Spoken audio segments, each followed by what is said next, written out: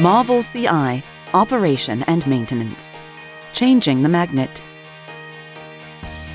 If you need a new headpiece, take the magnet out of the previous headpiece and put it into the new headpiece. If you have a 3D magnet, insert it so that the arrow points up when the headpiece is on the head. The number indicating the strength should be facing towards the head.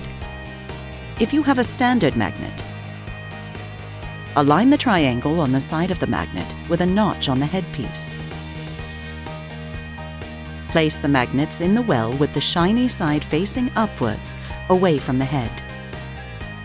It is important for your headpiece to have the correct magnet strength and orientation to avoid discomfort or retention issues. Contact your hearing healthcare professional if there are any concerns regarding magnet retention. Do not allow children to play with or leave them unattended with the Slim HPs or Slim HP magnets.